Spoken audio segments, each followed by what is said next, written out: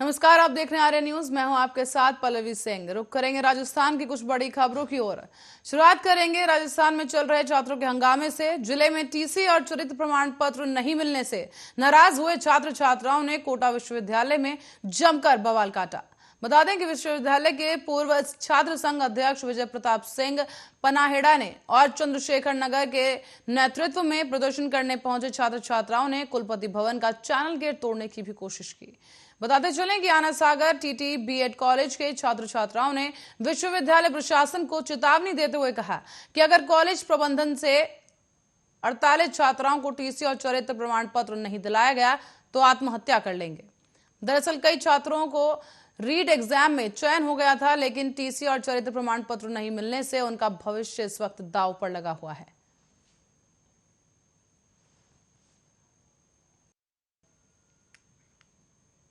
तो वहीं आपको बता दें, राजस्थान में इस वक्त जो है छात्र छात्राओं का विरोध प्रदर्शन देखने के बाद जो है अब विश्वविद्यालय के जो अधिकारी हैं वो भी तमाम जो है परेशानी में इस वक्त हैं और छात्रों को शांत करने की कोशिश की जा रही है।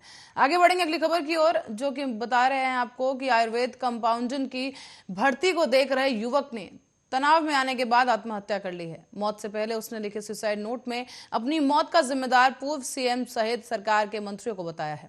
मृतक नमो नारायण मीणा ने नोट में लिखा कि वसुंधरा राज्य सरकार ने आयुर्वेदिक कंपाउंडर की 1460 भर्तियां निकाली, लेकिन भर्ती नहीं कराई। चिकित्सा मंत्री राजेंद्र राठौड़ ने कोशिश की, लेकिन पूर्व सीएम वसुंधरा ने उन्हें दबा दिया। वो मेरे ही तनाव में जाने और मौत का कारण है।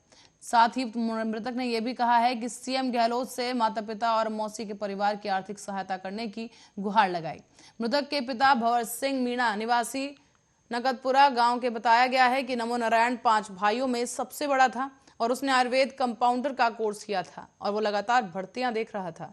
लेकिन उन्होंने कहा कि आर्थिक स्थिति कमजोर होने के कारण उसे कर्ज लेकर पढ़ाया गया।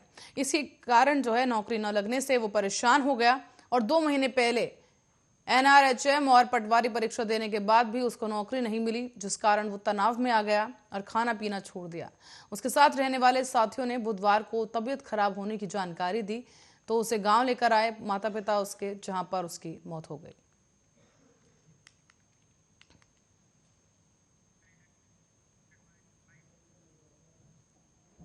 तो वहीं केंद्र सरकार के 4 मेगा प्रोजेक्ट राजस्थान की तस्वीर बदलने वाले हैं।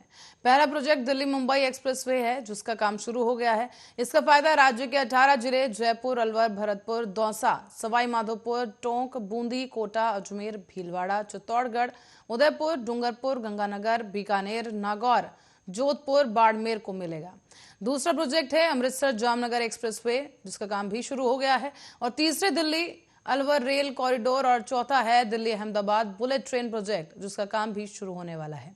इन प्रोजेक्ट्स के पूरे होने के बाद आर्थिक समृद्धि के साथ साथ राज्य के युवाओं के लिए रोजगार के अवसर भी बदलेंगे।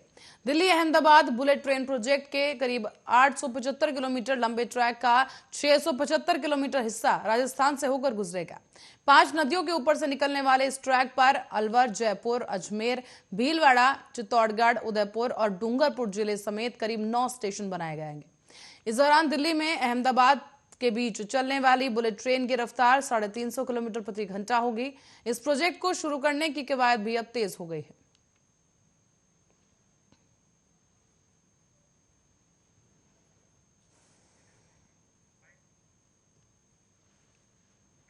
और राजस्थान के मुख्यमंत्री अशोक गहलोत ने गुरुवार को राज्य में मजबूत कानून व्यवस्था को लेकर पुलिस महानिरीक्षक और जिला पुलिस अधीक्षक के साथ समीक्षा बैठक की है।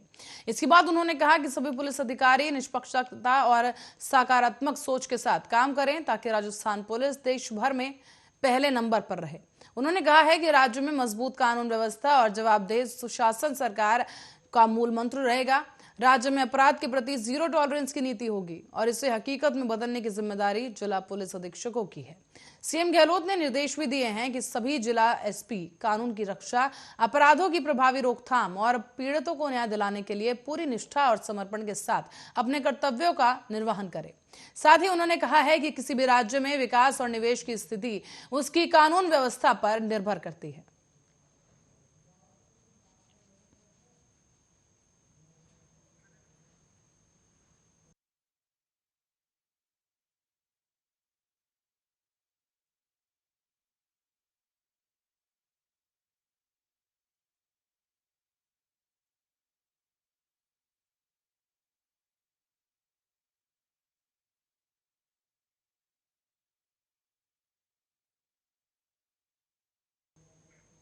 तो वहीं राजस्थान में बुधवार को कोरोना वायरस संक्रमण के 13,049 नए मामले सामने आए हैं, जबकि यहां इस दौरान कोरोना महामारी से 21 मरीजों की मौत हो गई। चिकित्सा और स्वास्थ्य विभाग के अनुसार बुधवार की शाम तक राज्य में कोरोना वायरस संक्रमण के 13,049 नए मामले मिले। नए संक्रमितों में राजधानी जयपुर में करीब 2,234, अलवर से 1,846 और जोधपुर से 1,000, गंगानगर से 801, उदयपुर से 673, भरतपुर से 588 और अजमेर से 558 नए कोरोना संक्रमण के मरीज सामने आए हैं। साथ ही प्राप्त किए गए आंकड़ों के अनुसार बुधवार को राज्य में 11,572 लोग संक्रमण से मुक्त हुए। इस समय राज्य में करीब 94,148 मरीज उपचाराधीन हैं। तो वहीं राजस्थान में मंगलवार को शाम को आए कोरोना रिपोर्ट्स के मुताबिक मंगलवार शाम तक कोरोना वायरस संक्रमण के 9,771 नए मामले सामने आए थे, जबकि संक्रमण से 22 मरीजों की मौत हो गई थी। इस विभाग के अनुसार संक्रमण से 21 मरीजों की मौत हुई, जिनमें जयपुर, जोधपुर में 4-4, बीकानेर और नागौर में 2-2, अजमेर और अलवर, बाड़मेर, डूंगरपुर, जालौर, झुंझुनू, कोटा, सीकर, उदयपुर में मौत का 1-1 मामला शामिल है। राज्य में संक्रमण से अब तक कुल 9,161 लोगों की मौत हो चुकी है।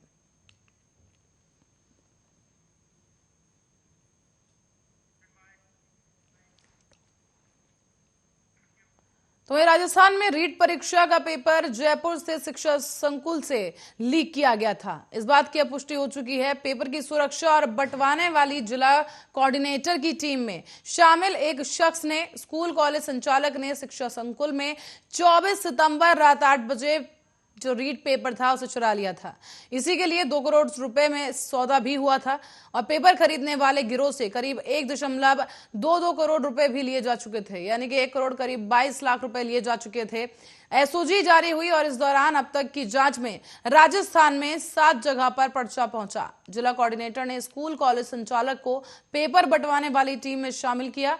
उसी संचालक ने लिफाफे में से ये पेपर चोरी किया और 24 सितंबर रात 8 बजे बाहर आ गया था पेपर, जिसके साथ ही राजस्थान एसओजी ने शिक्षा संकुल से पेपर चोरी करने के मामले में 26 जनवरी को स्कूल और कॉलेज समेत जो संचालक है उसके साथ साथ 2 और लोगों को गिरफ्तार किया।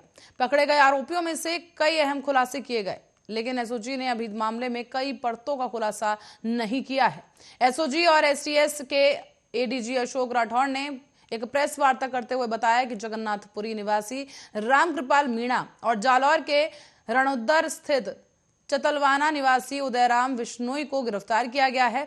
उन्होंने बताया कि रामकृपाल मीणा की गोपालपुरा स्थित त्रिवेणी नगर शिव शक्ति पब्लिक स्कूल और कॉलेज है और एडीजी राठौड़ ने यह भी बताया कि इस गिरोह से पेपर लेने वाले सभी अभ्यर्थियों को पता लगाकर गिरफ्तार करेंगे और अयोग्य घोषित करवाएंगे।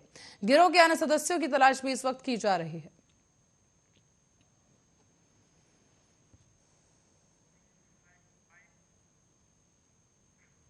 वहीं राजस्थान सरकार कोरोना की नई गाइडलाइंस लाने की तैयारी में है। इसमें पाबंदियों पर छूट मिल सकती है और प्रदेश भर में शहरी क्षेत्रों में 31 जनवरी या फिर 1 फरवरी से 10वीं से लेकर 12वीं तक के स्कूल खोलने पर निर्णय हो सकता है। अब तक करीब 30 जनवरी तक के लिए शहरी क्षेत्रों के स्कूल बंद किए गए हैं और साथ ही गृह विभाग ने नई गाइडलाइंस का ड्राफ्ट भी तैयार कर लिया है। मुख्यमंत्री की मंजूरी के बाद कभी भी नई गाइडलाइंस जारी की जा सकती हैं। नई गाइडलाइंस के ड्राफ्ट में 10वीं से लेकर 12वीं तक के स्कूल खोलने का प्रस्ताव है और इसके अलावा संडे कर्फ्यू हटाने पर भी फैसला किया जा सकता है। ग्रामीण इलाकों से संडे कर्फ्यू पहले से ही हटाया जा चुका है, तो वहीं संडे कर्फ्यू में 14 कैटेगरी को पहले से ही छूट है। बाजार खोलने को लेकर समय 1 घंटे बढ़ाया जा सकता है। फिलहाल रात 8 बजे तक बाजार बंद करने का प्रावधान है, इसे बढ़कर अब 9 बजे किया जा सकता है। गृह विभाग ने अपने ड्राफ्ट में तीनों छूट देने का प्रावधान किया है। साथ ही मुख्यमंत्री के स्तर पर इनमें बदलाव भी हो सकता है।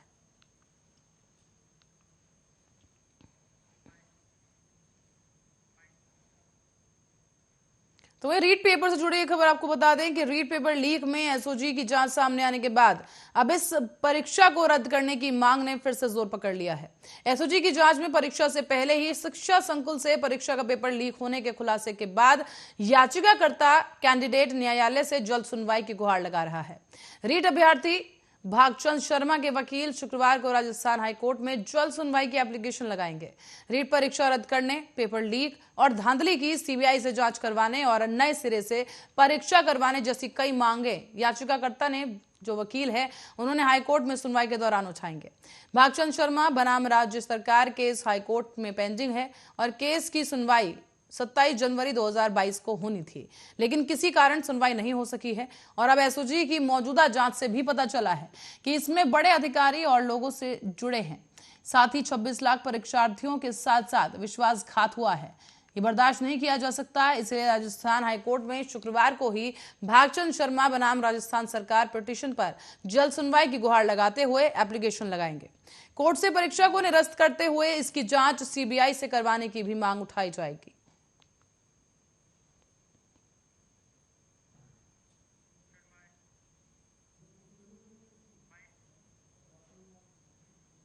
अब बढ़ेंगे अगली खबर की ओर। अजमेर में मसूदा थाना इलाके में एक बड़ा फर्जीवाड़े का भांडाफोड़ किया गया है।